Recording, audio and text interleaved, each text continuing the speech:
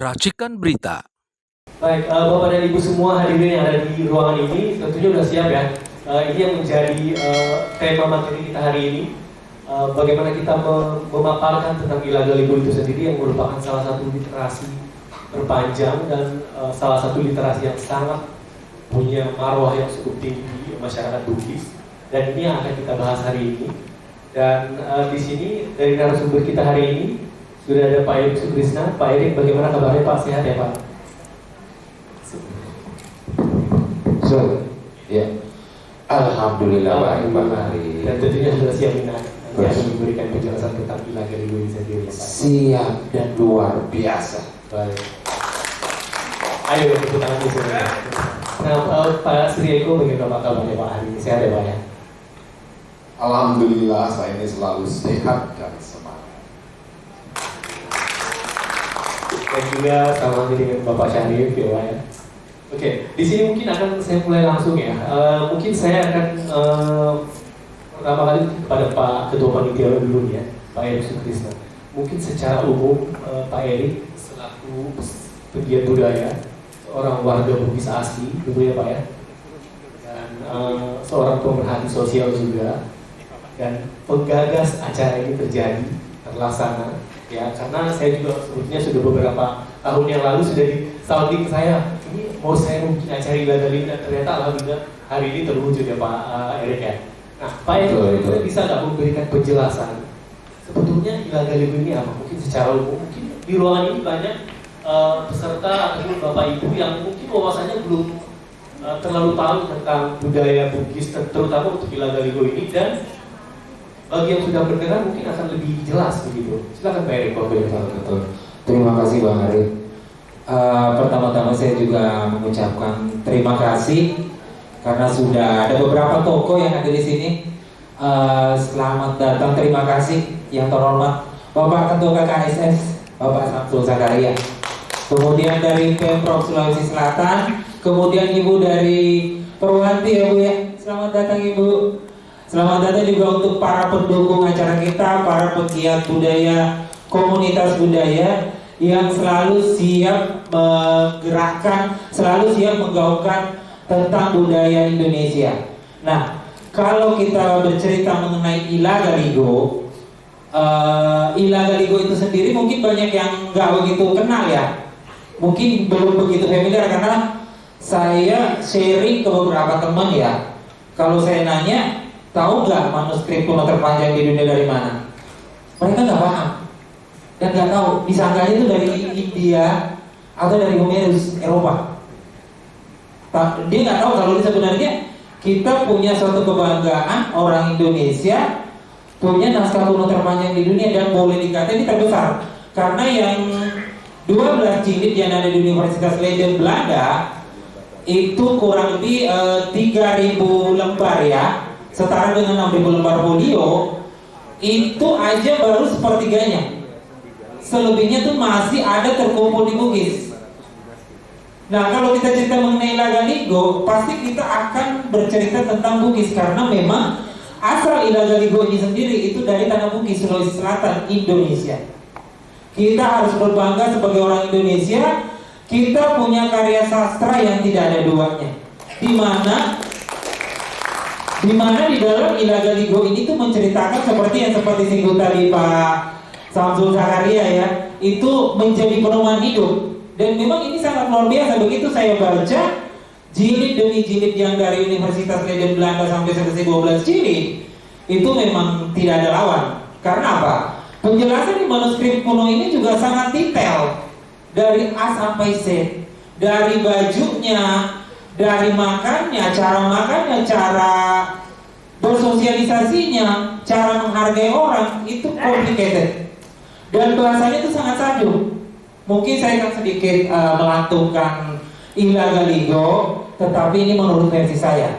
Karena kalau di Bugis sendiri kan ada yang dikenal dengan Masure. Ilagaligo ini biasa disampaikan dengan lantunan syair. Karena kan dia memang adalah kumpulan puisi, penggalan puisi yang dikumpulkan yang paling lengkap ya oleh Ratna Kencana Coli Pujeru Pancana Toa sekitar abad 16. Nah, awal mulai dicatat ulang Ilaga Ligo ini sendiri itu ada di abad 14.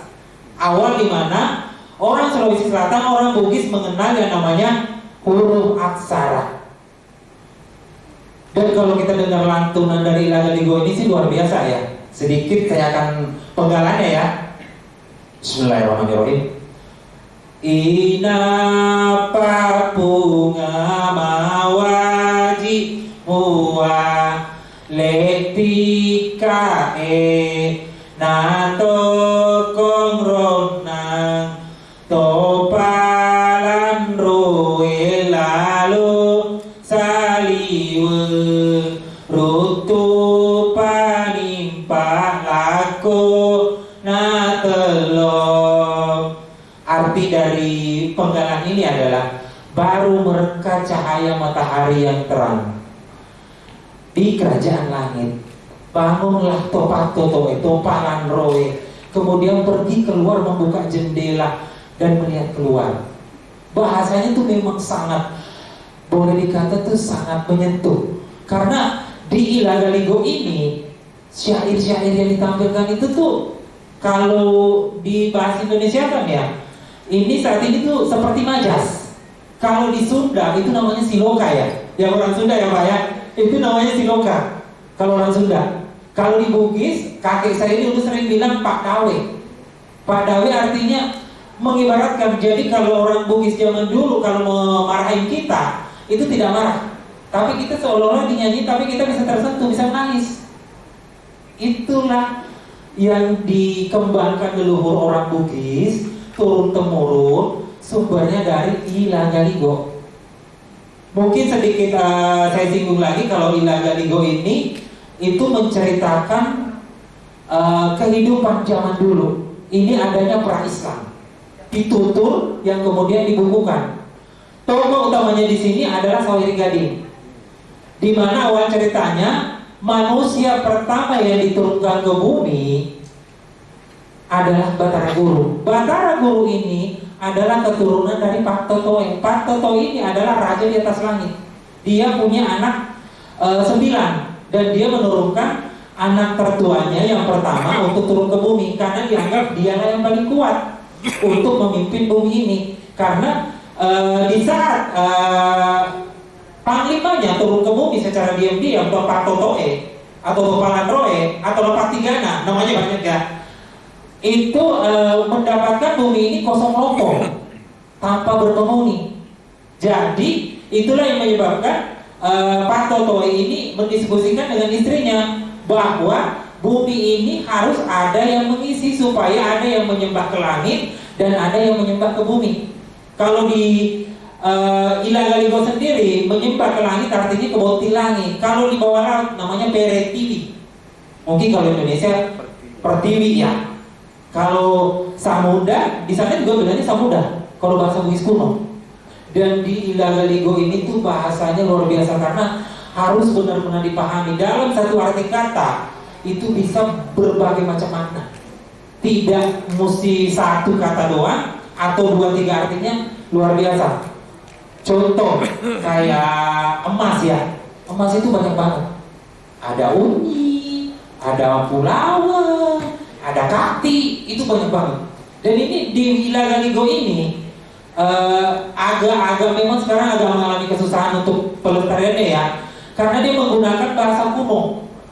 Dan itu di bahasa kuno ini tuh sekarang sudah punah. Alhamdulillah saya mendapatkan bahasa kuno ini tuh dari almarhum kakek. Karena dari kecil itu dibekelin, sering diceritakan tentang Ilaga Ligo. Dan dia selalu menggunakan bahasa kuno dan saya make sure dengan bahasa yang didapatkan ibu saya dari neneknya dia. Jadi tempat saya diskusi mengenai Ilaga Ligo ini itu adalah ibu saya. Saya sharing, ini ada bahasa begini mak, ada bahasa begini bu. Oh iya itu artinya begini. Contoh, kalau orang Bugis kan kalau sekarang bilangnya kalau di atas itu riase, ya bang ya. Kalau zaman dulu itu wawo, berarti di atas. Perbedaannya sangat jauh sekali. Dan kalau memang kita menelusuri jangan terjemahannya ya, tapi kita menelusuri memang aksara aslinya yang jadi panduan kita untuk menggali, luar biasa banyak hal yang kita temui. Singkat kata nih, kalau untuk cerita Ilagaligo. Ilagaligo ini mulai dari diturunkan manusia pertama ke bumi, kemudian dia dimunculkan jodohnya itu dari bawah laut, namanya Winili Timong atau Tompo Eribusa Impong. Kalau bahasa Indonesia, orang yang dimunculkan di atas genangan air yang berbusa. Tuh. Kemudian dia menikah di bumi, ketemunya di bumi. Jadi antara bumi atas, bumi bawah, ketemunya di tengah.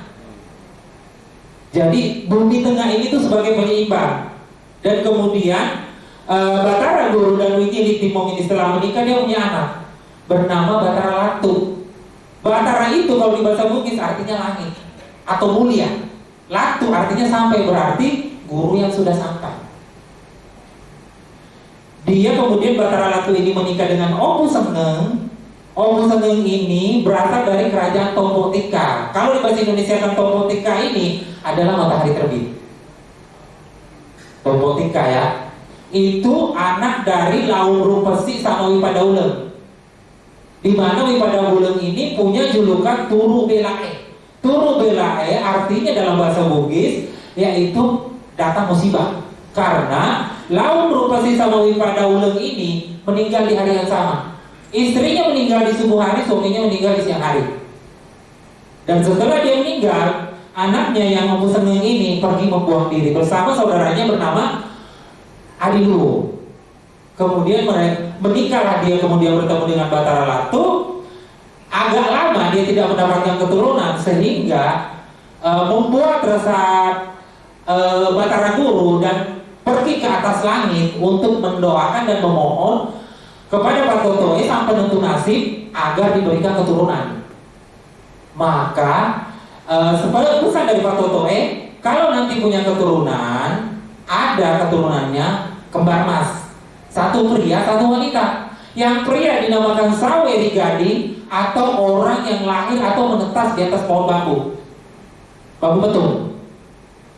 Kemudian yang perempuan dinamakan Witendri Abeng, adiknya. Cuma dari kecil keduanya ini dipisah.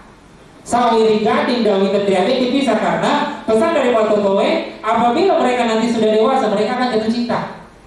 Dan itu sakral dan tabu bagi orang-orang Bugis di kala itu. Tidak boleh, karena itu akan terjadi bencana, terjadi musibah. Makanya Witendri Abeng yang notabene memang sangat cantik ya untuk orang Bugis, Saweri Gading tertarik. Begitu sudah dewasa ketemu Witendri Abeng, dia langsung tertarik dan mengatakan, siapa sih itu? Karena kan dari kecil sudah dipisah.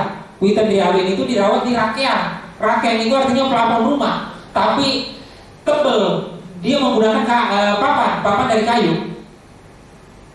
Rakyat, dan kemudian setelah besar baru ketemu Saweri Gading. Tetapi Saweri Gading tetap gagah ingin menikahi saudari perempuannya. Nah, saudari perempuannya di sini Witendri Abeng menasihati, jangan, ini tidak boleh, ini kita bisa kualat. Tapi Witendri Abeng memberikan isyarat agar Saweri Gading pergi berlayar menuju negara Cina, negeri Cina.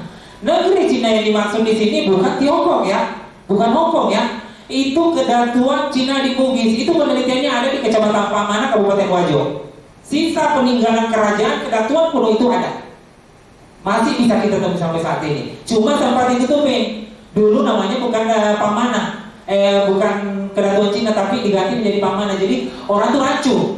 Kenapa saya tertarik membuat Ilagaligo menolak lupa, supaya kita tidak melupakan bahwa kita punya peradaban yang tinggi, kita punya sejarah. Karena buat saya Ilagaligo ini adalah sejarah, karena setiap tempat yang ada di Sulawesi Selatan yang dijelaskan di Ilagaligo itu ada semua. Sampai saat ini masih ada.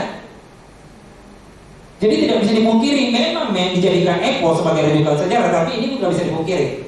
Nah, kita kembali lagi ke cerita Saweri Gading sama Witendri Abeng. Maka Saweri Gading memutuskanlah untuk berlayar ke negara Cina.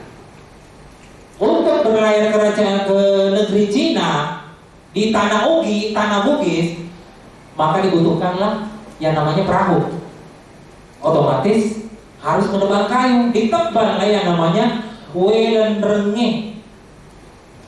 Welendrenge itu semacam pohon besar, mungkin kalau saat ini adalah pohon ya. Itu sangat besar. Itulah kenapa perahu yang ada sekarang perahu pinisi ya. Itu di zaman dulu kan bukan pinisi, namanya jocong soda.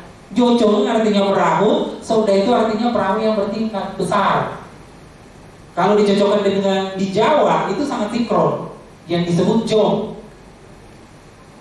Jadi begitu Saweri Gading sudah menebang Welen Renge, dia kemudian pergi berlayar ke negara Cina menggunakan Welen Renge. Jocong Soda di dalam pelayarannya itu menemukan 7 kali musuh berperang, dan semuanya dikalahkan. Terakhir yang dikalahkan adalah Setiabonga. Itu adalah tunangannya Wicude yang akan didatangi di negeri Cina. Setelah Saweri Gading sampai di Cina, singkat cerita, saking penasarannya, dia mengutus burung-burungnya bernama Ladun Rusereng. Ladun Rusereng ini jumlahnya banyak. Diutuslah untuk mengintai Wicude, bener nggak dia cantik, bener nggak mirip adik saya, seperti yang dibilang adiknya Saweri Gading di Tendrabe. Maka setelah diutus, Ladun Rusereng laporan ke Saweri Gading benar, dan saking penasarannya Saweri Gading menyamar jadi pedagang untuk menemui supaya bisa ketemu dengan Wicude. Dan alangkah terkejutnya, ternyata memang sangat mirip dengan Miten Triabe. Ibaratnya bintang dibelah 2. Nah, dari situ Saweri Gading kemudian mengajukan lamaran, dan lamarannya diterima, tetapi tidak berjalan mulus. Setelah 3 bulan, hanya ketika malam harta mahar yang diminta Wicude sudah diberikan, itu tiba-tiba Wicude menolak dan mengembalikan semua harta itu. Ya, Saweri Gading marah. Akhirnya Saweri Gading menyerang negara Cina. Nah, negara Cina dibikin kocar kacir. Setelah kocar kacir, bapaknya Wicude bernama Lasatuppugi. Raja Cina menasihati Wicude agar mau menerima Saweri Gading. Namun Wicude mau menerima Saweri Gading sebagai suaminya, persyaratannya sangat ribet. Pintu kamar harus terkunci semua, pintu rumah harus terkunci semua, harus menggunakan 7 lapis kelambu, harus menggunakan 7 lapis sarung, dan harus datang ke rumah itu cuma malam. Saweri Gading bingung, bagaimana caranya mau masuk kalau semua pintu dikunci. Maka Saweri Gading kembali lagi menghubungi saudara-saudarinya Witen Triabe, meminta bantuan. Dia berkomunikasi melalui angin. Kalau zaman dulu kan memang manusia, leluhur kita bisa ya berkomunikasi dengan angin. Karena itu yang saya dapati dari kakek saya, bisa berkomunikasi dengan angin.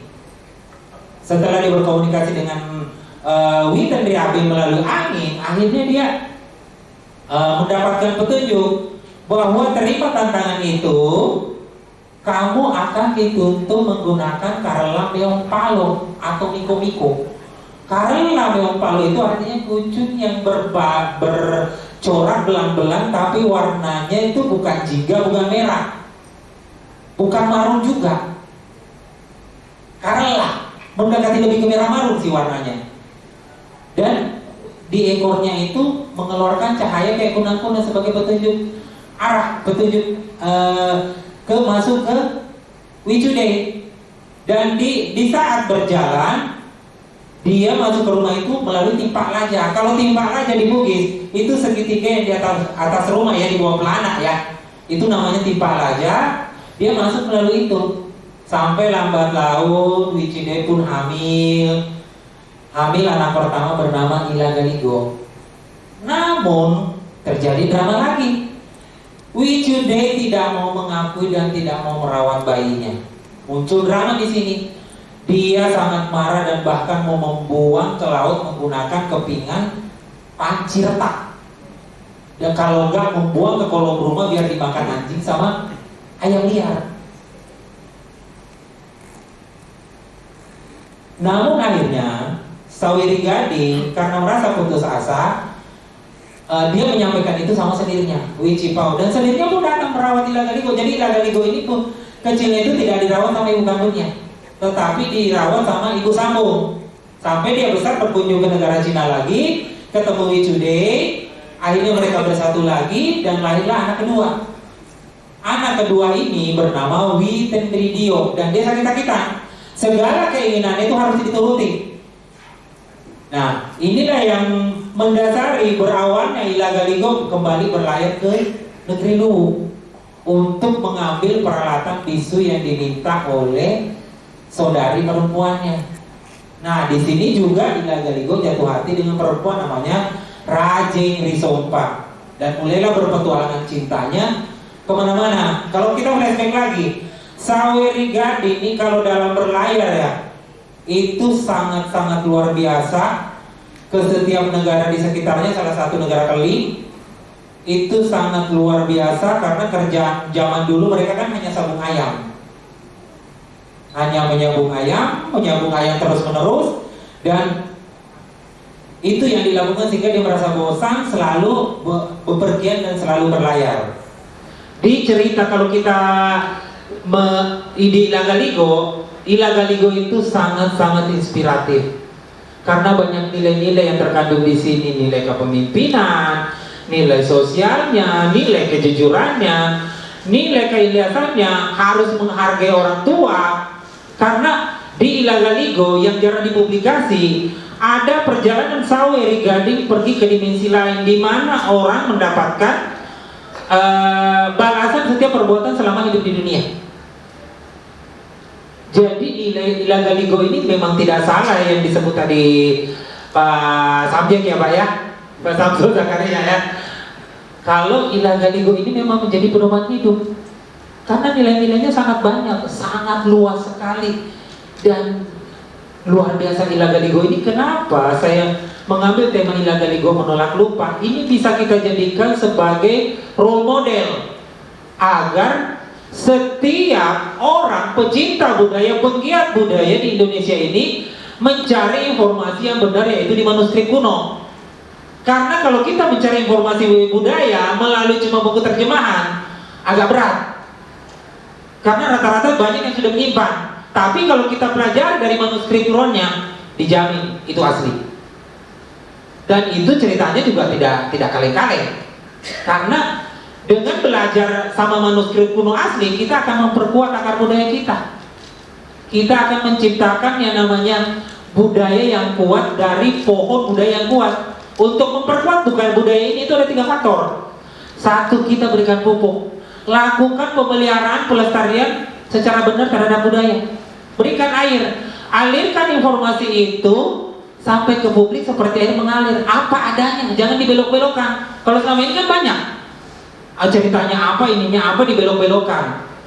Terus berikan oksigen, lakukan sentuhan kreasi setinggi mungkin terhadap budaya tanpa meninggalkan pakem. Contoh, kalau kita bicara kayak pakem, contoh kayak baju, banyak yang mengatasnamakan budaya, begitu bikin baju yang diambil adalah budaya luar, bukan budaya kita, tapi hanya menjual sebagai tagline, tidak memperdalam filosofinya.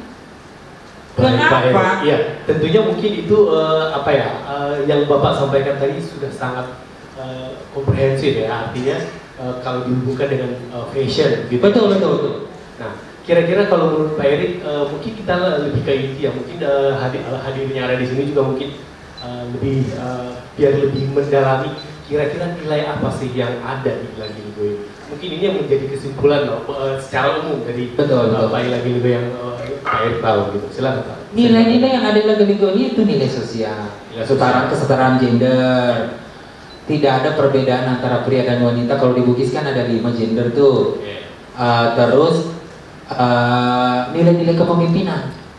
Nilai kepemimpinan harus tegas, jujur, dan bijaksana. Terus ada lagi nilai-nilai kejujuran. Betul. Dan Ila Galigo ini juga selalu buat saya pribadi agar kita selalu merunduk dan selalu mengingat Sang Pencipta. Betul. Baik, intinya berarti memang semua nilai-nilai yang ada dalam Ila Galigo adalah nilai-nilai luhur yang memang patut sekali untuk menjadi teladan bagi kehidupan kita sampai sekarang. Betul, karena nilainya itu sangat adiluhur. Betul sekali. Sangat tinggi sekali. Jadi secara keseluruhan mungkin itulah yang menjadi simbolik kenapa Ila Galigo itu menjadi salah satu Betul. Naskah kuno terpanjang di dunia. Selain memang dia panjang karena punya nilai-nilainya, dan kita juga harus berbangga ya. Ila Galigo ini ada yang tercatat sampai saat ini kurang lebih 31 negara yang mengoleksi di perpustakaan nasionalnya. Kita harus berbangga. Setiap penjuru benua itu ada. Australia, Asia di luar Indonesia, Amerika Serikat, Eropa paling lengkap itu di Belanda, dan Afrika Selatan itu ada semua. Jadi saya mengharapkan untuk para hadirin, kembalilah kita bangga dengan apa yang kita punya di Indonesia ini, karena budaya adalah identitas kita di mata internasional. Baik. Silakan berikan tepuk tangan kepada Pak Erik karena sudah memberikan penjelasan yang sangat luar biasa. Saya tadi perhatikan semua hadirnya di sini sangat-sangat hikmat mendengarkan cerita dari Pak Erik ya. Terima kasih loh Pak Erik karena sudah memberikan penjelasan yang sangat luar biasa dan sangat komprehensif tentang akar budaya dari Ila Galigo ini. Nah tadi kita sudah membahas secara budaya ya, secara umum dari Pak Erik sebagai orang Bugis. Pemaparan isi cerita dan betul. Secara inti dari asli dari manuskrip Ila Galigo ini.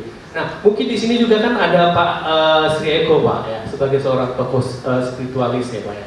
Nah, kira-kira Pak Eko bagaimana melihat dan menanggapi Ila Galigo kita ini kita berdebat sama-sama dari Pak Erik dan Ila Galigo sendiri. Gimana menurut Pak Eko? Terima kasih. Assalamualaikum warahmatullahi wabarakatuh. Salam damai sejahtera bagi kita semua. Om Swastiastu, Namo Buddhaya, Titik Tongkian, Rahayu, Rahayu, Rahayu. Ada istilah yang biasa kita kenal. Gajah di pelupuk mata tidak terlihat, semut di seberang lautan kelihatan. Ada sesuatu hal yang menarik pada proses perjalanan pemahaman saya ini dari setiap suku bangsa yang ada di Indonesia. Mengapa? Karena sebenarnya bangsa ini menjadi kuat kalau para pemimpin-pemimpinnya tahu kelebihan masing-masing dari suku bangsa tersebut. Pada hari ini mungkin sebagian yang hadir juga terkaget-kaget juga dengan ketika kita bersama-sama membahas tentang kitab Ila Galigo hari ini. Kenapa? Ada sesuatu hal yang luar biasa, sesuatu hal yang mestinya akan menjadi tuntunan, tadi dikatakan oleh Bapak Ketua. Cara berpikir, pandangan hidup dari masyarakat Sulawesi Selatan, khususnya suku Bugis. Ada 3 peristiwa yang menjadi saya tertarik dengan suku Bugis ini. Di tahun 2011 saya sering berkunjung ke Kodam-Kodam untuk bertemu Bapak Pangdam. Saya sipil Pak, tetapi saat itu saya dapat persen dari Kasat saat itu. Pak Jostoy Suta, nah, mungkin orang beliau dimakamkan di Makassar juga. Waktu saya berkunjung ke Kodam Tanjung Pura itu baru dibangun. Saya bertemu dengan Pangdamnya, namanya saat itu Mayor Jenderal Kirhan Lantara, mungkin ada yang kenal. Dia pensiunnya bintang 3. Kami berbicara yang waktunya 2 jam, 4 mata itu 2 jam, menjadi 5 jam. Tapi ada sesuatu hal yang menarik pada diri saya. Sewaktu kita bicara tentang tradisi, tentang adat, tentang kebudayaan, saya lihat Pak Kirhan ini itu sangat antusias. Bahkan ada sesuatu hal yang fundamental yang ada pada jati diri dia itu, sehingga saya lihat dia orang yang punya keberanian, orang yang punya kejujuran dan visi. serta jujur dan ikhlas terhadap dirinya sendiri untuk memikul tanggung jawabnya sebagai salah seorang prajurit. Dan dia suku Bugis, benar ya? Yang pertama, itu sudah menjadi tanda tanya. Sebenarnya dasar apa yang kemudian ada pada suku Bugis ini sehingga kelihatan mereka itu percaya dirinya kuat? Oh, ternyata akar kebudayaannya mereka sangat fundamental, sangat meyakini.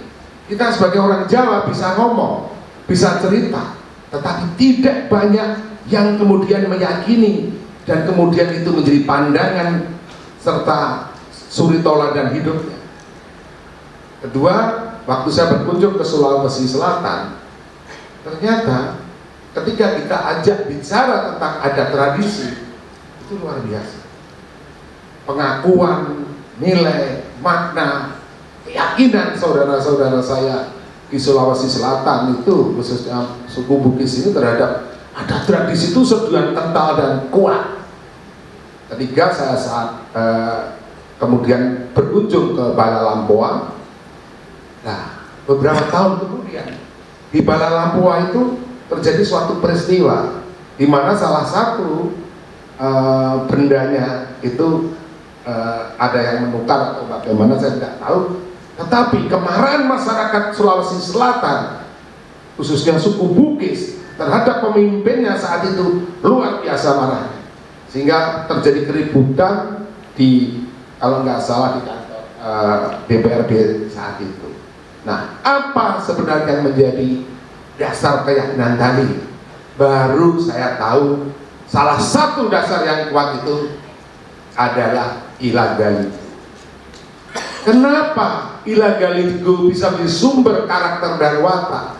Coba bapak-bapak dan ibu bayangkan bagaimana sebuah tulisan, sebuah kitab yang kemudian ada sekitar 6.000 halaman, kalau kemudian yang menulis, yang mengumpulkan tidak punya karakter, mungkin itu tidak pernah terjadi. Benar kan? Bagaimana 6.000 halaman dan menjadi catatan UNESCO, menjadi kitab terpanjang di dunia, kalau yang menulis tidak punya pengetahuan yang luas dan dalam, itu tidak akan terjadi. Benar nggak?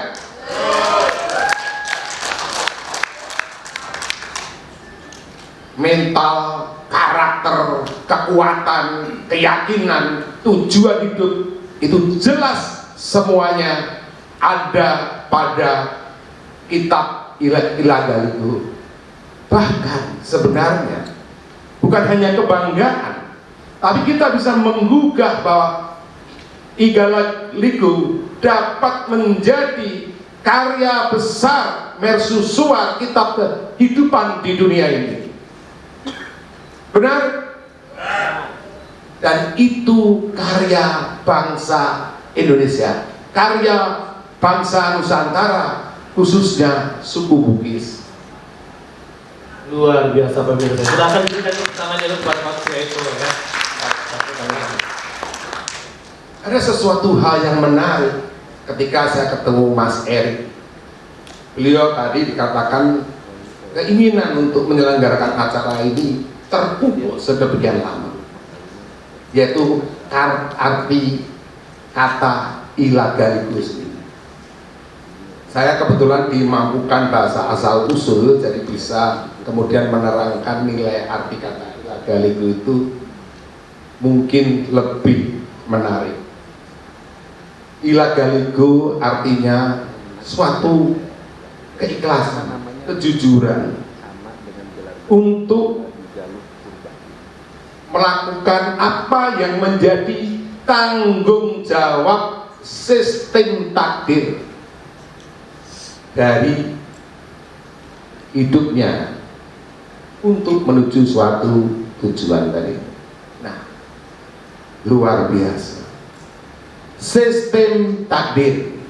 Selama ini kita berbicara takdir, tetapi ilagaligo yang ditulis kurang lebih 700 tahun yang lalu sudah berbicara yang namanya sistem takdir.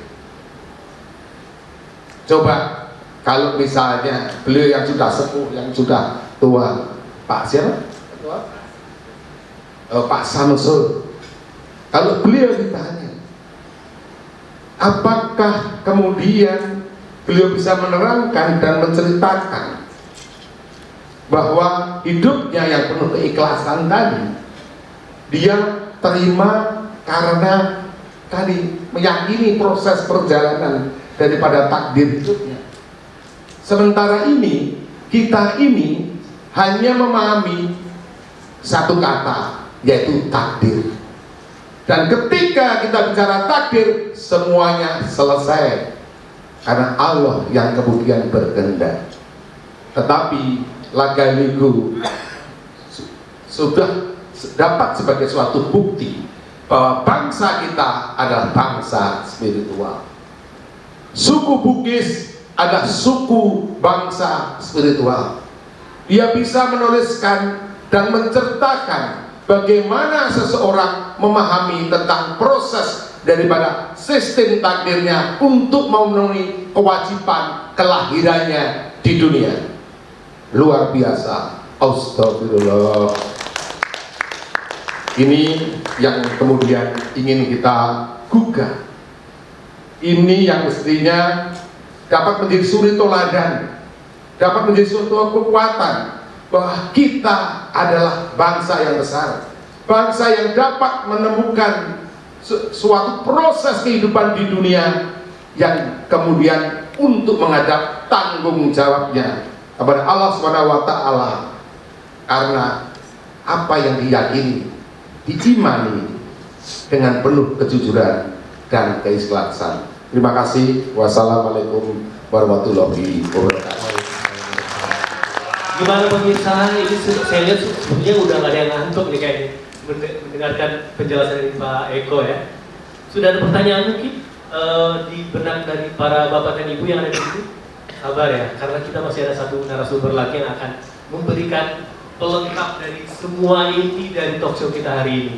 Dan tentunya saya memberikan waktu kepada Pak Syarif untuk memberikan bagaimana menurut Pak Syarif tentang Ilaga Ligo ini sebagai perwakilan dari tokoh adat masyarakat Bone. Silakan. Assalamualaikum warahmatullahi wabarakatuh. Salam sejahtera bagi kita semua. Kami ucapkan salam hormat kepada Ketua KKSS, kemudian perwakilan dari penghubung Sulsel. Kebetulan saya Ketua Umum Asosiasi Raja Sultan dan Bangsawan Nusantara. Jadi saya pemerhati budaya juga, sekaligus pelaku sejarah. Karena kakek yang disebut dalam Laga Ligo itu adalah leluhur saya. Jadi Saweri Gading itu, epos itu turun ke Kerajaan Luwu. Ya, Raja Luwu. Saya dari Raja Luwu itu, Datuk Luwu atau Pajung di Luwu itu saya ke-18 dari beliau. Terus punya anak namanya Datuk Larompong, menikah sama Sultan Bone ke-16 sampai Sultan Bone ke-23, menurunkan Raja Paroto Bone, Arum Paroto Bone, kemudian turun ke Arum Manipi sampai ke saya. Nah, itu yang disebutkan saudara kita tadi, itu leluhur-leluhur saya itu, beliau. Jadi memang epos Laga Ligo ini berhubungan dengan dunia internasional. Ya Bapak Ibu sekalian, di anggota saya itu para sultan, raja itu hampir rata-rata ada hubungannya dengan Bugis. Ya, maupun suku Batak itu saya meneliti. Suku Batak itu bermarga Lubis, itu keturunan Daeng Malela, leluhurnya. Jadi kalau orang nggak tahu, itu dipikir dari Batak, padahal leluhurnya dari Raja Bugis. Kemudian raja-raja Melayu di Kalimantan itu juga ada hubungan dengan Daeng 5 bersaudara. Nah itu. Kemudian di raja-raja di Malaysia itu hampir rata-rata keturunan dari Daeng 5 bersaudara tersebut. Jadi ada juga saya sedang meneliti tentang Napoleon Bonaparte. Napoleon Bonaparte ini ternyata ada hubungan dengan kerajaan Goa dari Daeng Mangale. Nah, beliau itu anaknya berdua, karena beliau ini seorang bangsawan, itu dibawa di Perancis. Jadi dibawa di Perancis, diberi gelar Louis. Nah, jadi kalau kita biasa di Sulawesi bergelar ada Sombaya, ada Mangkau untuk di Bone, Datuk di Luwu, atau Kareng, atau Arung, atau Petak. Nah, beliau ini anak cucunya dikasih gelar Louis di sana. Louis akhirnya itulah menurunkan Napoleon. Jadi itulah yang saya bilang, yang disinggung-singgung tadi, semangat Lagaligo, epos Lagaligo itu memang mendunia. Begitu. Kemudian saya sedang mempelajari tentang Batara Guru. Batara Guru ini kan ternyata beliau tuh keturunan Prabu Siliwangi. Beliau tuh darahnya beliau dari Galuh Pakuan, yang baju hitam itu, kerabat saya juga di asosiasi. Nah, itu di Sunda ya ada Batara Guru, nama Batara Guru. Kemudian di India itu ada nama Batara Guru. Nah, ini kami sedang mempelajari apakah asal muasalnya dari Bugis atau dari mana ini hubungannya ini. Karena saya tanya tradisi lisan dari kerabat-kerabat, Batara Guru satu orang saja. Jadi inilah yang berkembang kemana-mana keturunannya. Jadi raja-raja maupun jadi bangsawan maupun jadi masyarakat biasa yang sudah tidak menggunakan atribut gelar-gelar seperti Jenderal Yusuf. Dulu beliau sempat menanggalkan gelar beliau, atau beliau saya tidak mau lagi memakai gelar bangsawan. Dan itu semangat Lagaligo juga beliau. Makanya beliau termasuk jenderal, kata beliau tadi ada salah satu jenderal, Pak siapa tadi? Ada satu lagi jenderal yang dikenang itu di ABRI, namanya Jenderal Yusuf. Nah, beliau itu jenderal prajurit. Nah, itu dikenal, itu tokoh-tokoh yang menjadi panutan. Kalau di TNI, Polri, beliau sangat ditokohkan. Nah, itu adalah suku bangsa Bugis. Nah, itu. Jadi sekarang raja-raja di Sulawesi Selatan itu bersaudara. Jadi mau Bugis mau Makassar itu keturunannya sama. Jadi kita itu ada darah Goa, ada darah Bone, ada darah Luwu. Jadi mau Sultan Goa, mau Sultan Bone, mau Sultan Luwu, itu satu kakek kita. Jadi sekarang tidak ada lagi istilahnya konflik di zaman masa lalu ya. Nah, itu.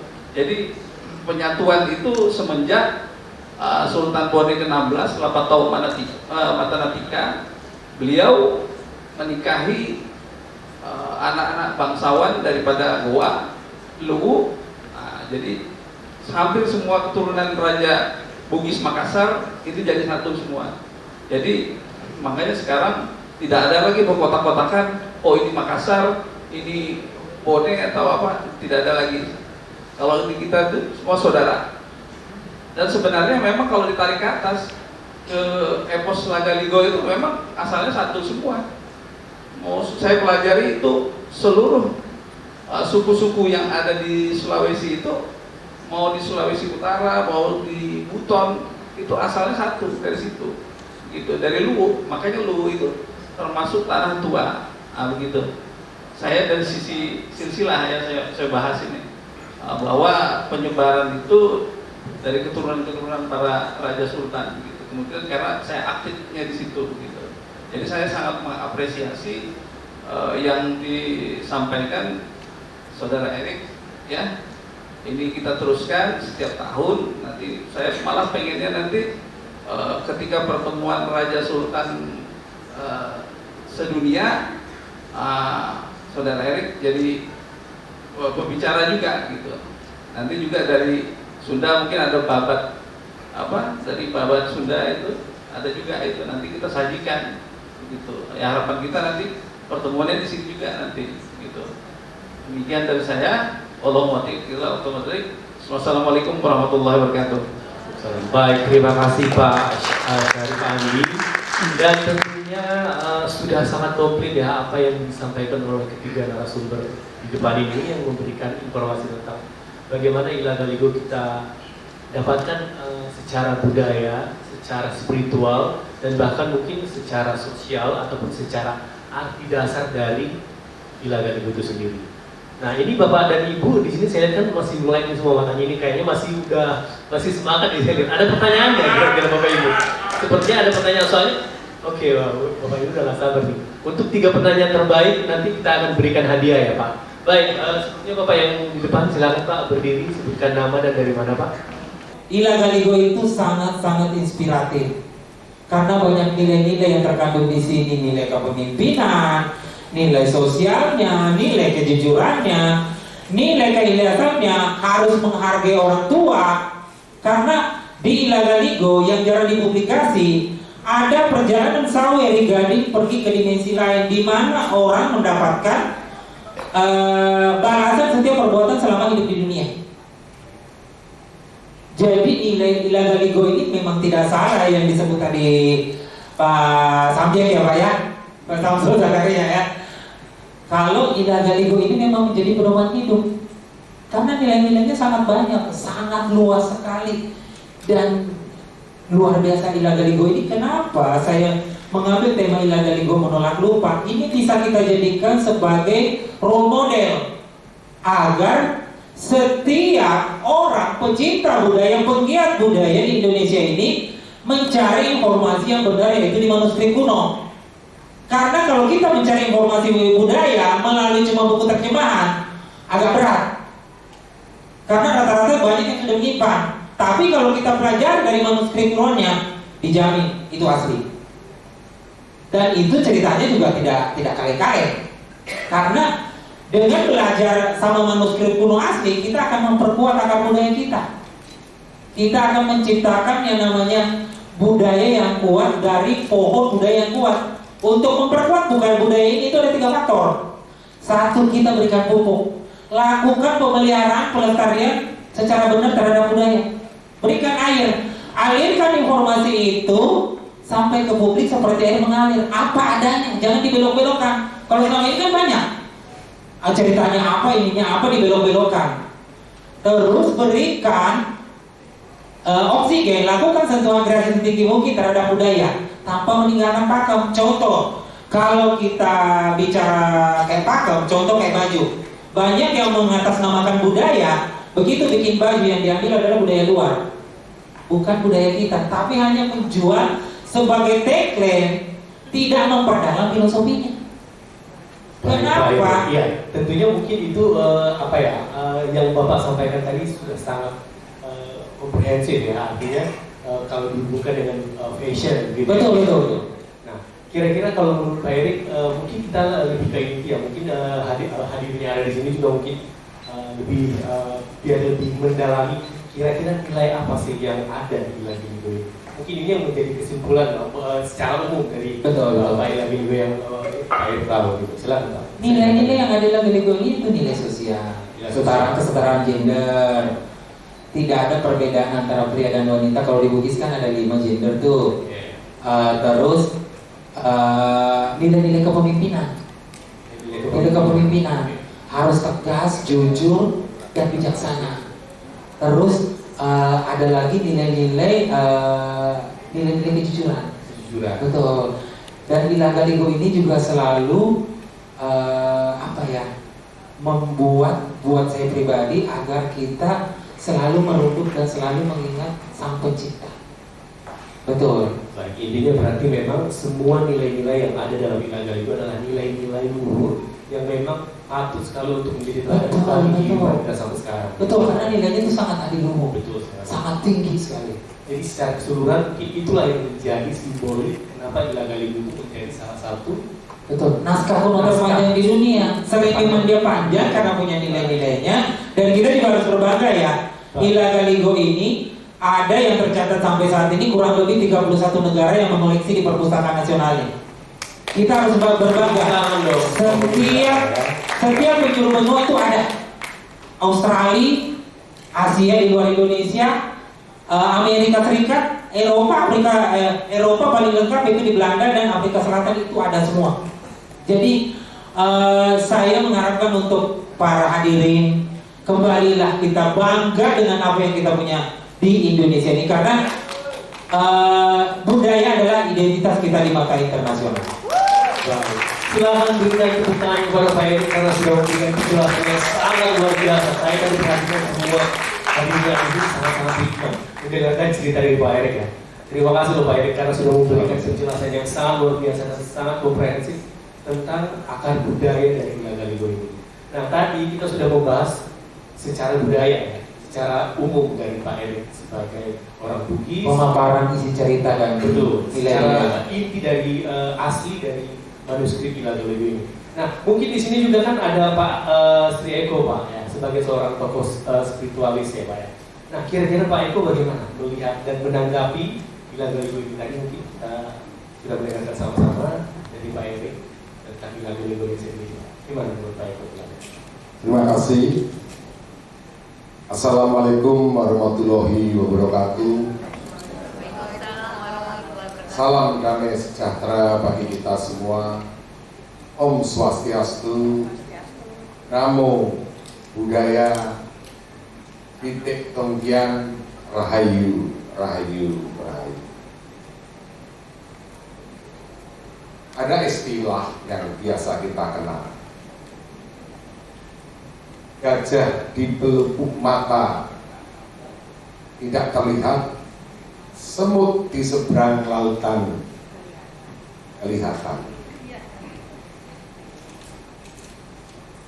Ada sesuatu hal yang menarik pada proses perjalanan pemahaman saya ini dari setiap suku bangsa yang ada di Indonesia. Mengapa?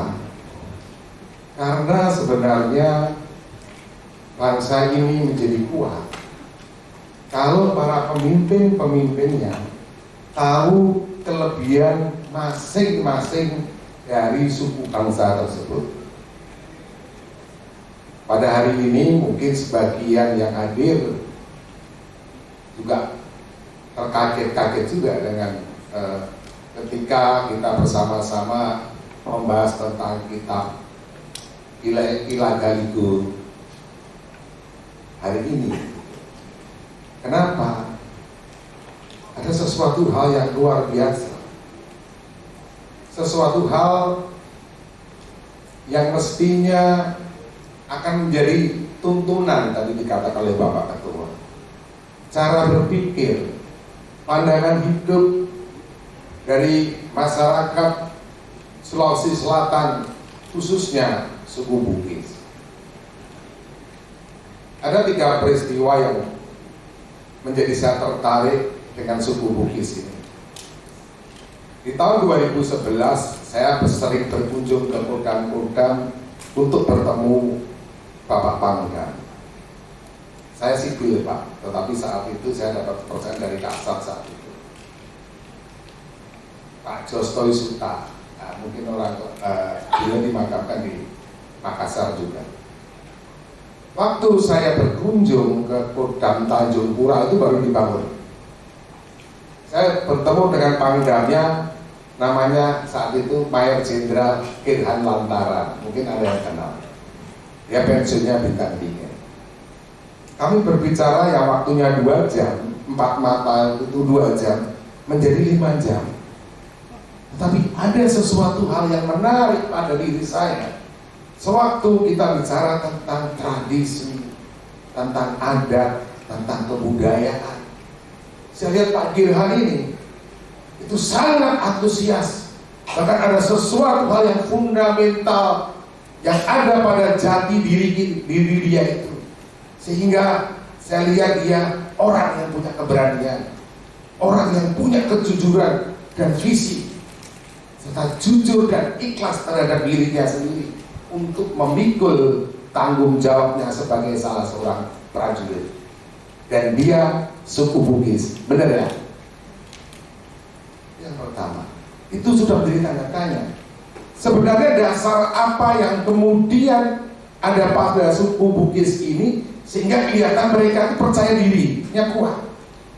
Oh, ternyata akar kebudayaannya mereka sangat fundamental, sangat meyakini.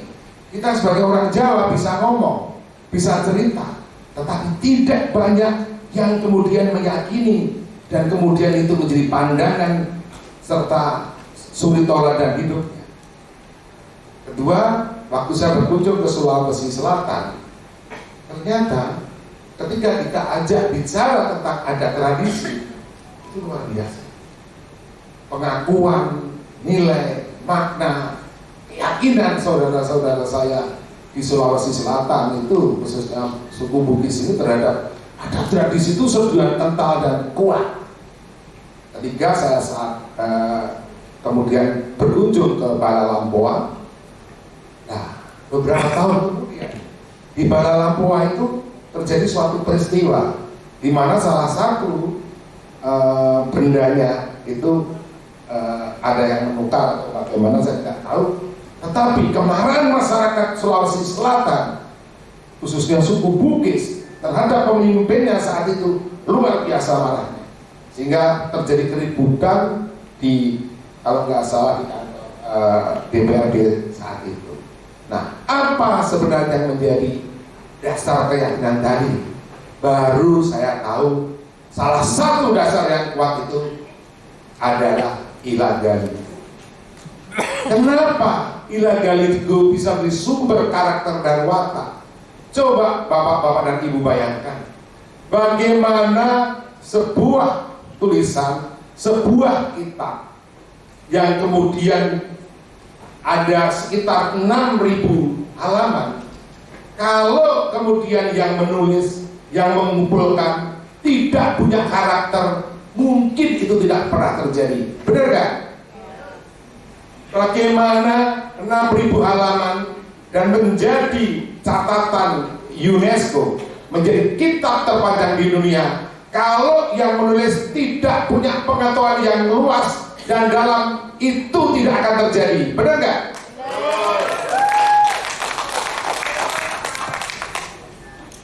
Mental, karakter, kekuatan, keyakinan, tujuan hidup itu jelas semuanya ada pada kitab ilagali itu. Bahkan sebenarnya bukan hanya kebanggaan, tapi kita bisa menggugah bahwa Igaliku dapat menjadi karya besar mercusuar kitab kehidupan di dunia ini. Benar? Dan itu karya bangsa Indonesia, karya bangsa Nusantara, khususnya suku Bugis. Luar biasa pemirsa. Silakan berikan tepuk tangannya kepada Mas Reko. Ada sesuatu hal yang menarik ketika saya ketemu Mas Erik. Beliau tadi dikatakan keinginan untuk menyelenggarakan acara ini terpupuk sedemikian lama, yaitu arti kata ilagali itu sendiri. Saya kebetulan dimampukan bahasa asal usul, jadi bisa kemudian menerangkan nilai arti kata ilagali itu mungkin lebih menarik. Ilagaligo artinya suatu keikhlasan, kejujuran untuk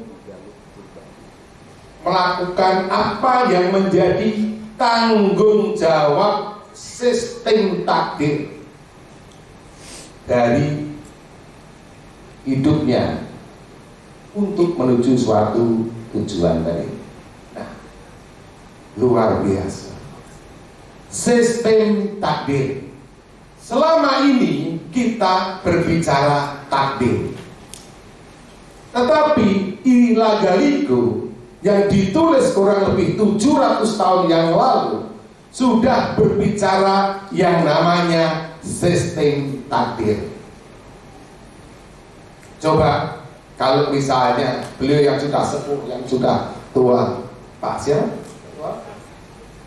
Pak Samsul. Kalau beliau ditanya, apakah kemudian beliau bisa menerangkan dan menceritakan bahwa hidupnya yang penuh keikhlasan tadi dia terima karena meyakini proses perjalanan daripada takdir hidupnya. Sementara ini kita ini hanya memahami satu kata, yaitu takdir. Dan ketika kita bicara takdir, semuanya selesai karena Allah yang kemudian berkehendak. Tetapi Lagaligo sudah dapat sebagai suatu bukti bahwa bangsa kita adalah bangsa spiritual. Suku Bugis ada suku bangsa spiritual. Dia bisa menuliskan dan menceritakan bagaimana seseorang memahami tentang proses daripada sistem takdirnya untuk memenuhi kewajiban kelahirannya di dunia. Luar biasa. Astagfirullah. Ini yang kemudian ingin kita gugah. Ini yang mestinya dapat menjadi suri toladan, dapat menjadi suatu kekuatan bahwa kita adalah bangsa yang besar, bangsa yang dapat menemukan suatu proses kehidupan di dunia yang kemudian untuk menghadap tanggung jawabnya kepada Allah SWT, karena apa yang diyakini diimani dengan penuh kejujuran dan keikhlasan. Terima kasih. Wassalamualaikum warahmatullahi wabarakatuh. Gimana pemirsa, ini saya lihat sebenarnya udah gak ada yang ngantuk nih kayak mendengarkan penjelasan dari Pak Eko ya. Sudah ada pertanyaan mungkin di benak dari para bapak dan ibu yang ada di sini? Sabar ya, karena kita masih ada satu narasumber lagi yang akan memberikan pelengkap dari semua inti dari talkshow kita hari ini. Dan tentunya saya memberikan waktu kepada Pak Syarif untuk memberikan bagaimana menurut Pak Syarif tentang Lagaligo ini sebagai perwakilan dari tokoh adat masyarakat Bone. Silakan. Assalamualaikum warahmatullahi wabarakatuh. Salam sejahtera bagi kita semua. Kami ucapkan salam hormat kepada Ketua KKSS, kemudian perwakilan dari Penghubung Sulsel. Kebetulan saya Ketua Umum Asosiasi Raja Sultan dan Bangsawan Nusantara. Jadi saya pemerhati budaya juga, sekaligus pelaku sejarah. Karena kakek yang disebut dalam Lagaligo itu adalah leluhur saya. Jadi Saweri Gading itu, epos itu turun ke Kerajaan Luwu. Ya, Raja Luwu. Saya dari Raja Luwu itu, Datuk Luwu atau Panjung di Luwu itu saya ke-18 dari beliau. Terus punya anak namanya Datuk Larompong, menikah sama Sultan Bone ke-16 sampai Sultan Bone ke-23, menurunkan Raja Parotobone, Aruk Parotobone, kemudian turun ke Aruk Manipi sampai ke saya. Nah, itu yang disebutkan saudara kita tadi, itu leluhur saya itu beliau. Jadi memang epos Lagaligo ini berhubungan dengan dunia internasional. Ya Bapak Ibu sekalian, di anggota saya itu para sultan, raja itu hampir rata-rata ada hubungan dengan Bugis. Ya, maupun suku Batak itu saya meneliti. Suku Batak itu bermarga Lubis, itu keturunan Daeng Malela, leluhurnya. Jadi kalau orang tidak tahu, itu dipikir dari Batak, padahal leluhurnya dari Raja Bugis. Kemudian raja-raja Melayu di Kalimantan itu juga ada hubungan dengan Daeng 5 bersaudara. Nah itu. Kemudian di raja-raja di Malaysia itu hampir rata-rata keturunan dari Daeng 5 bersaudara tersebut. Jadi ada juga saya sedang meneliti tentang Napoleon Bonaparte. Napoleon Bonaparte ini ternyata ada hubungan dengan kerajaan Goa dari Daeng Mangale. Nah, beliau itu anaknya berdua, karena beliau ini seorang bangsawan, itu dibawa di Perancis. Jadi dibawa di Perancis, diberi gelar Louis. Nah, jadi kalau kita biasa di Sulawesi bergelar ada Sombaya, ada Mangkau untuk di Bone, Datuk di Lubu, atau Kareng, atau Arung, atau Petak. Nah, beliau ini anak cucunya dikasih gelar Louis di sana. Louis akhirnya itulah menurunkan Napoleon.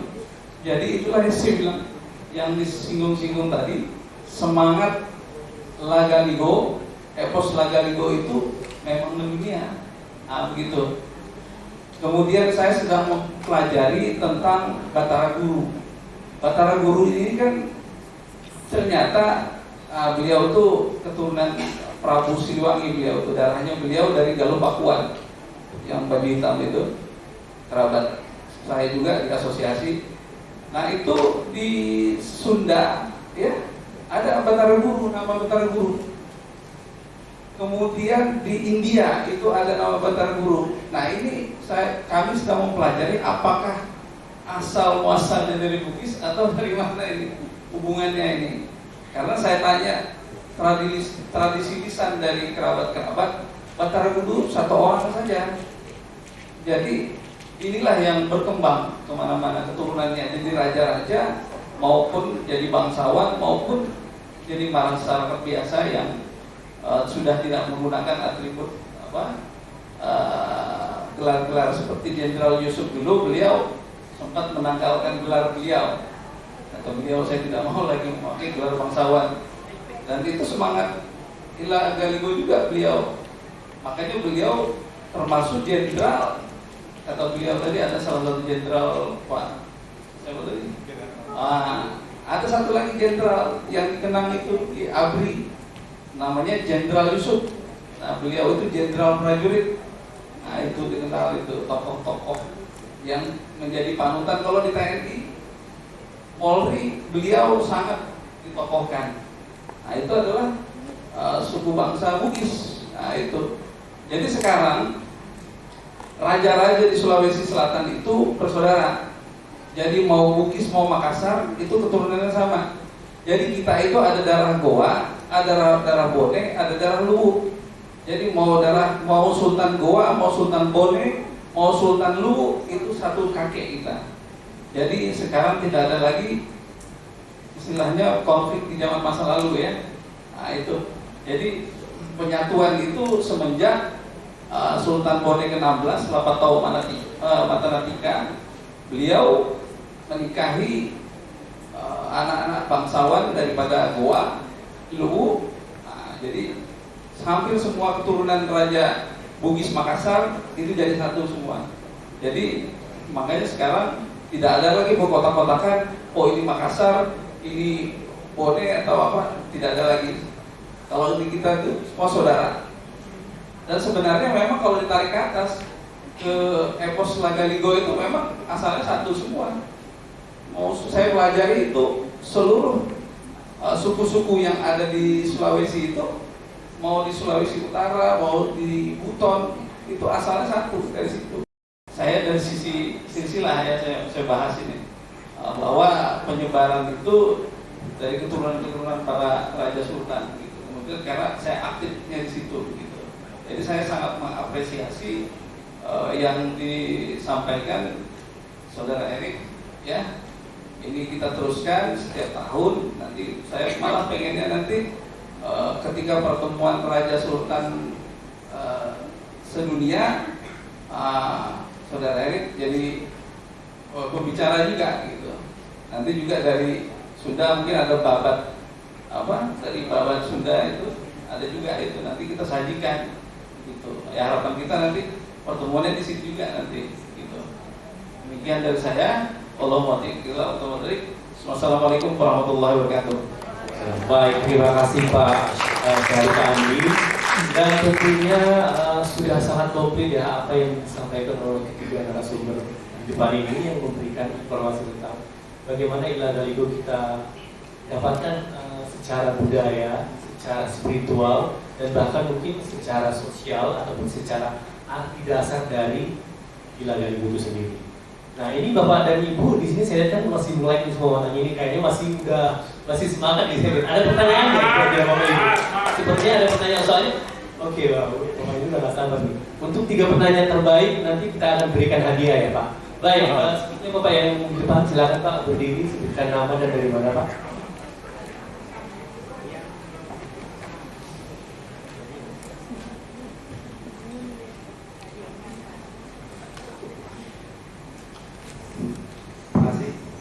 Assalamualaikum warahmatullahi wabarakatuh. Nama saya Omar. Ini semua kepada Pak Ketua. Omar bisa suaranya lebih keras Pak? Ya, mungkin mainnya didekatkan. Terima kasih. Nama saya Omar. Dari semua. Mungkin juga Pak Ketua Umum PTS. Mungkin Pak. Ini pertanyaan Pak, ini usulan Pak. Kenapa? Sekarang ini kita mengalami perjanjian peradaban. Karena bisa sadar, kenapa? Gadget masuk menjadi alam dalam gadget sekarang ini. Kenapa? Kita lihat Pak, anak-anak balita sudah main game online. Ini perjanjian peradaban. Ini sudah saya alami. Sebelum mati, saya membuka anak-anak hingga SMP. Semua orang, saya akan berikan hadiah. Coba kalian sebutkan para mantan wakil presiden. Kalian tahu? Cuma belum jawab. Baik Pak Ketua, mungkin bisa langsung ke ini pertanyaannya yang ingin bawa tanyakan Usulan silakan. saya, mohon maaf ini bisa nggak Illa Galigo ini dijadikan film? Kenapa? Sama siapa? Film anak-anak. Oh bahasanya bahasa Makassar. No problem, kita terjemahkan bahasa itu ke bahasa Indonesia. Jadi anak-anak dari Aceh sampai ke Papua Timur sana akan menonton. Oh ini Illa Galigo, ini adalah budaya kita. Jangan sampai ini Illa Galigo 20 tahun lagi kan dibuang dan dibakar oleh masyarakat. Maaf Pak. Dan mereka budaya kita, nafsu kita. Itu aja Pak. Terima kasih. Baik, terima kasih Pak Komar. Ya, mungkin ada lagi pertanyaan kedua ya, silakan Bapak yang baju biru yang tunjuk tangan silakan. Sebutkan nama dan dari mana. Terima kasih banyak. Saya Adi Aksa, Daeng Panggalah. Pertama kali saya ikut di acara Bugis di Jakarta. Terima kasih.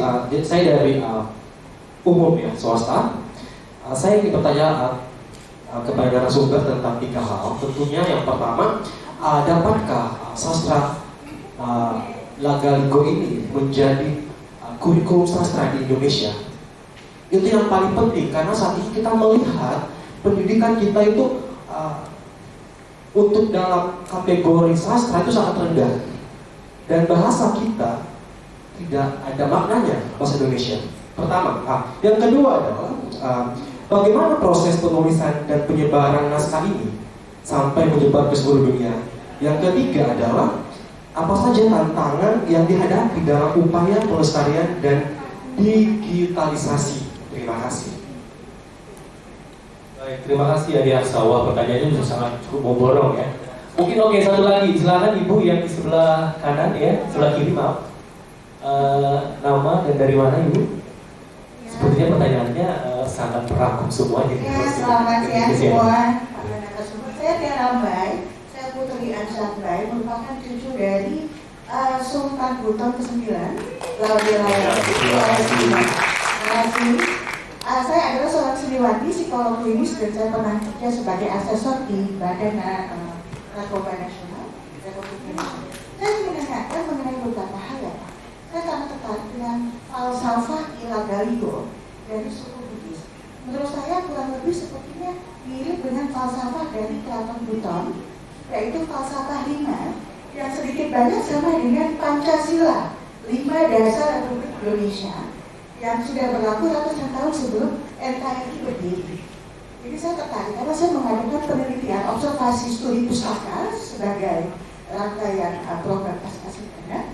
psikologi klinis.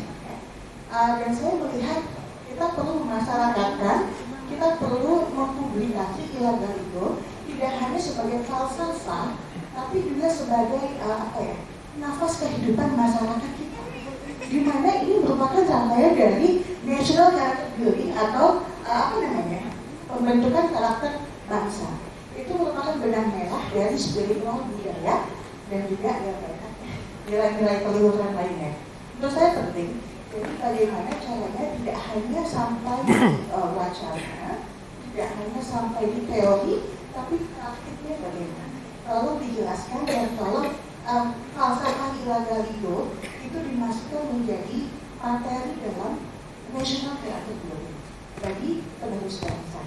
Begitu, terima kasih. Terima kasih Bu. Baik, pertanyaannya sudah sangat komplit dan sangat menurut saya sudah boleh dikatakan merangkum semua apa yang sudah disampaikan oleh Bapak tadi. Baik, tadi pertanyaan pertama mungkin siapa yang mau jawab? Mungkin Pak Erik atau Pak Andi? Pertanyaan dari Pak Omar yang tentang memungkinkankah Ilagaligo ini dibuat menjadi sebuah film? Mungkin, sangat mungkin. Ini tergantung karena kan kalau kita merujuk sama naskahnya ya, manuskrip kunonya, kita jangan merujuk ke bukunya ya, kita langsung ke manuskrip kunonya supaya informasi yang ada di manuskrip kuno itu sebagai informasi budaya yang benar itu bisa disampaikan ke masyarakat secara benar juga. Ini sangat memungkinkan, tergantung dari masyarakat Bugisnya sendiri. Masyarakat Bugis ini sebenarnya punya kekuatan, punya kemampuan, cuma kurang bersatu padu. Jadi tidak bisa, saya sendiri merasa sebagai orang Bugis kadang kalau datang ke acara Bugis, kenapa jadi begini, kenapa jadi hambar begini, tidak ada yang menggigit. Kalau kita bikin sesuatu, contoh kita bikin seminar ini, saya bersama rekan, bersama tim ya, Ibu Wiwi ya, itu luar biasa perjuangannya. Karena terkadang begitu kita mempresentasikan apa yang kita kepengen, apa yang kita ingin membangun karakter, memperkuat karakter Bugis, itu kadang-kadang ada aja sih, memang jalan itu tidak segampang yang kita perkirakan. Tetapi kalau untuk kembali membuat film Ilagaligo ini sangat mungkin, dan bahkan itu adalah salah satu tujuan saya jangka panjang ke depan karena sangat prihatin. Bahasa Bugis ini itu sudah sangat-sangat langka, apalagi bahasa kuno. Saya kemarin sempat ngobrol sama Pak Agus sebagai ketua untuk naskah Nusantara ya. Memang yang memprihatinkan di Indonesia itu ada 3, aksara Batak, aksara Bugis, aksara Rejang. Ini memang tidak ada penerusnya. Dan kalau ini tidak ada penerusnya, jangan salah, karena naskah kuno ini, manuskrip yang 12 jilid dari Universitas Leiden Belanda, meskipun digitalisasinya kita bisa baca dari NBG Book 188, lambat laun akan diklaim sama negara lain. Jangan sampai sudah diklaim negara lain kita baru berkoar-koar, oh itu punya Indonesia, itu punya Bugis, kemana aja?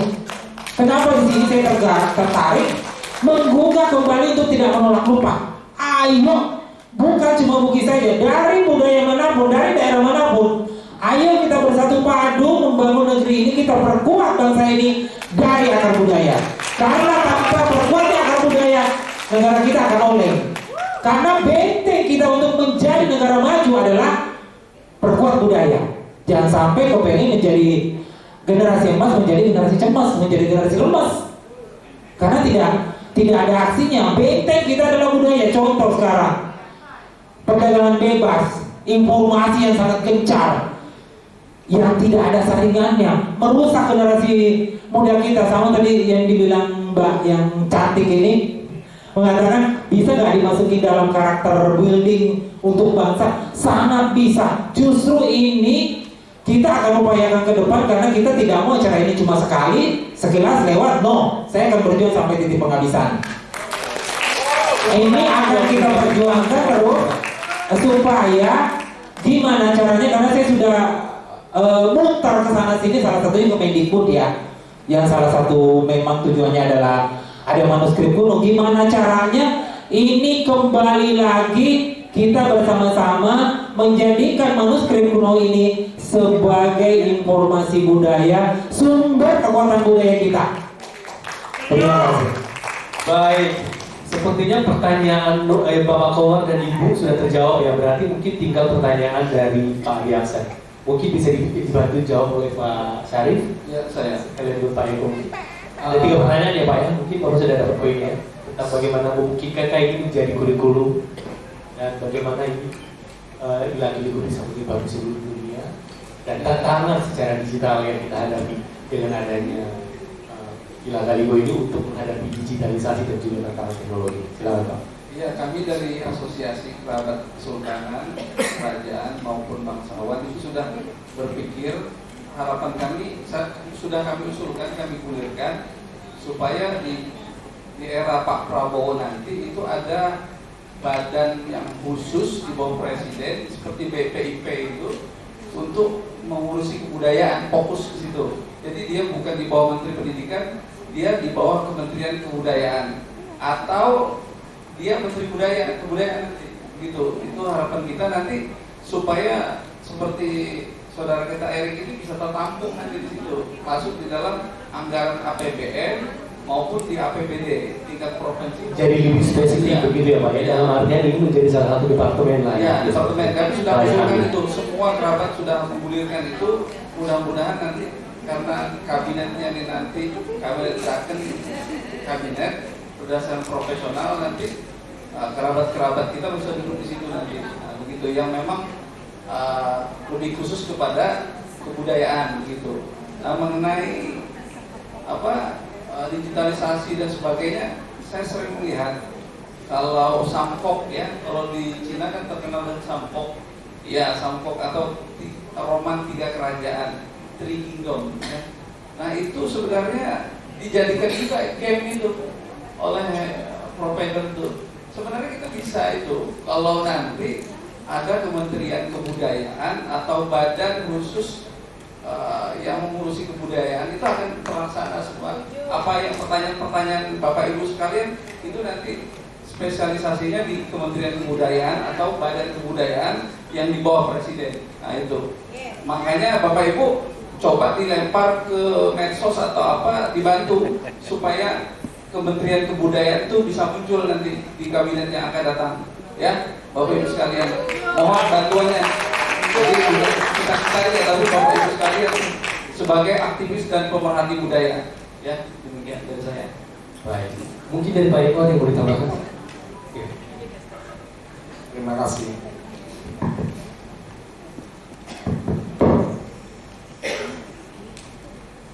Saya setuju dengan apa yang dikatakan oleh Pak Erik, dan kita siap juga untuk mendukung.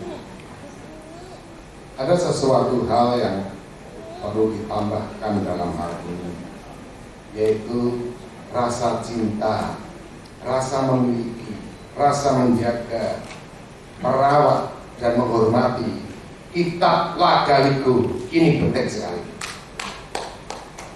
Jadi kalau kita bangga terhadap leluhur kita, terhadap karun kita, terhadap mereka yang telah menurunkan kita sebagai suku bangsa Bugis, suku bangsa yang terhormat, suku bangsa yang mandiri, suku bangsa yang memiliki karakter, suku bangsa yang memiliki keistimewaan karena keberaniannya untuk melawan siapapun yang kemudian dianggap tidak benar. Maka kita sebagai generasi penerus harus meneruskan apa yang dicita-cita dari para pendahulu kita.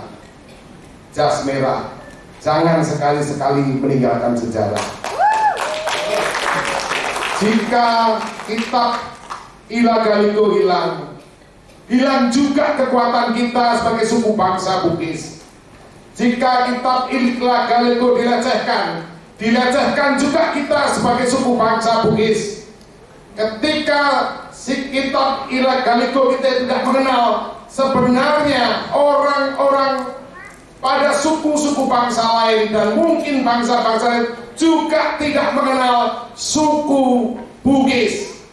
Untuk itu, suarakan, buat TikTok, buat YouTube, buat film, buat apapun, bisa mendapatkan satu kalimat, bahkan satu kata di dalam kitab Bila-Kala itu, suarakan, ucapkan, siarkan, utarakan, karena itu nanti akan menjadi pondasi dari bangkitnya kebudayaan bangsa Nusantara, bangkitnya keyakinan diri kita sebagai suku bangsa Bugis. Dan saya berharap suku-suku bangsa yang lain di Nusantara ini dapat kembali menemukan karakter building suku bangsanya masing-masing, karena bangsa ini terdiri dari suku bangsa.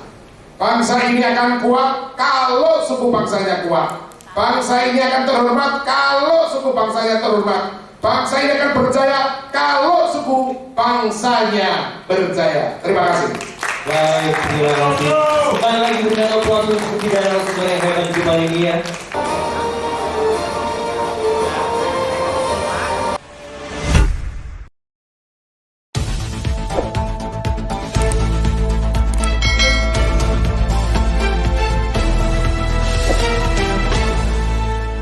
Racikan Berita